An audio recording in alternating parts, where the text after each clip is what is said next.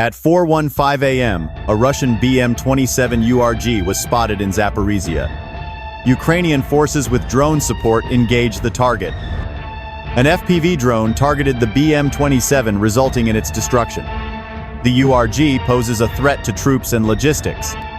This highlights the importance of unmanned aerial system. Russian tactical aviation intensified its operations mid-morning.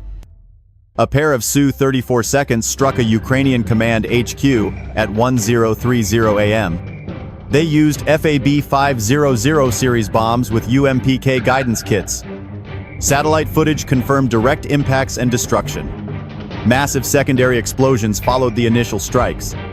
At 1:45 p.m., another wave of glide bomb attacks was reported, this time targeting Ukrainian command posts on the riverbank.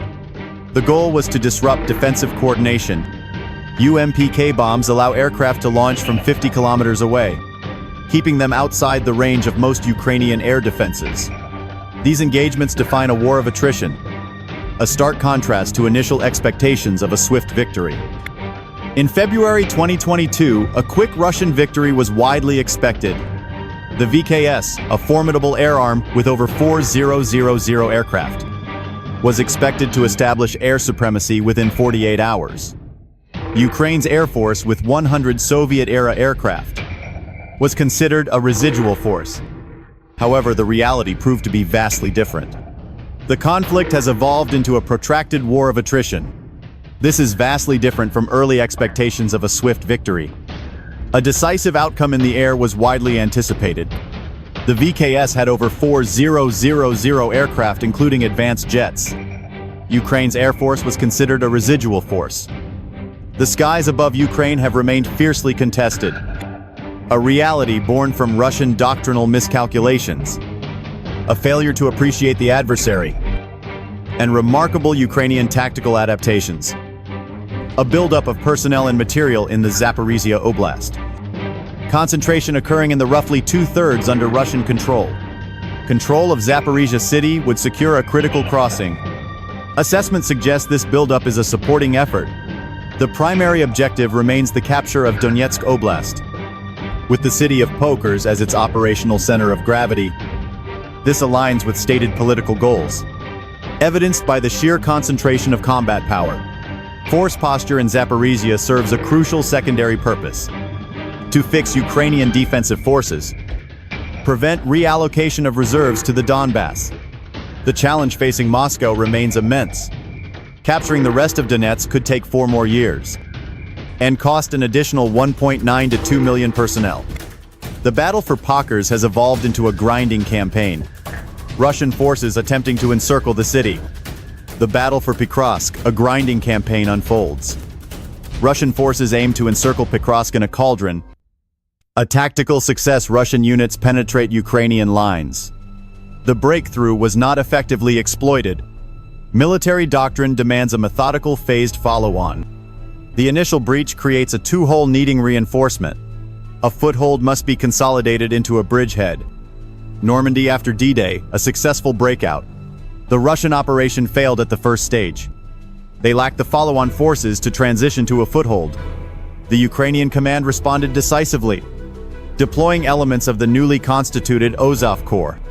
An Azov maneuver brigade was committed to the flank, severing Russian lines of communication and blunting the advance. This engagement demonstrates a maturing Ukrainian capacity. The war's state is linked to Russia's failed air campaign. Western doctrine prioritizes suppression of enemy air defenses. Russian doctrine views Air Force as flying artillery, relying on ground-based air defense to create protective bubbles. Doctrinal difference exacerbated by flawed assumptions. VKS operated in a largely permissive environment in Syria. VKS did not execute a comprehensive campaign. Air assault on Hostomel flew into a hornet's nest. Soldiers equipped with man-pads like the Stinger. Mobile gun systems like the Germans supplied Gepard. The CAD campaign was sidelined for a ground invasion. Hostomel Airport, a deadly welcome for Russian helicopters. Western intelligence aided Ukraine's defense. Ukraine's survival depended on integrated air defenses. Man-portable air defense systems posed a lethal threat. German Gepard systems countered low-flying aircraft. Medium-altitude systems targeted cruise missiles and drones. S-300 and Patriot batteries formed the high-altitude tier. Tactics, not just hardware, were key to IAD's effectiveness. NATO intelligence aided Ukrainian commanders. The shoot-and-scoot tactic prevented Russian targeting. The VKS could not penetrate this lethal web without losses. The air stalemate forced both sides to innovate.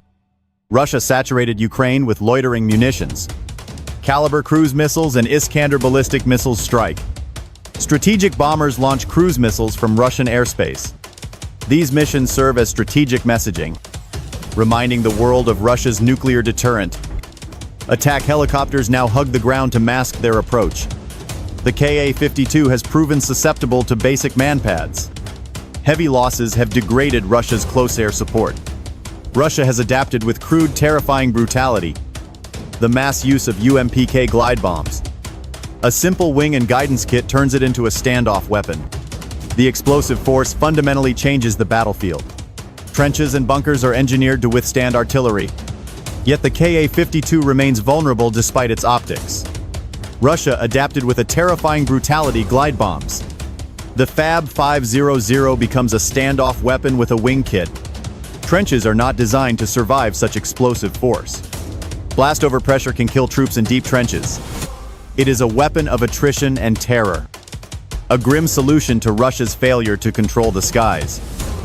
Ukraine prepares to receive Western F-16 fighter jets. But the notion of a simple solution is a fallacy. Integration is a complex, long-term endeavor. Flying an aircraft is different from fighting it. A pilot must process a tidal wave of information. Under the extreme stress of enemy air and ground defenses, it takes months of intensive training to reach proficiency. Molding a squadron takes years of practice.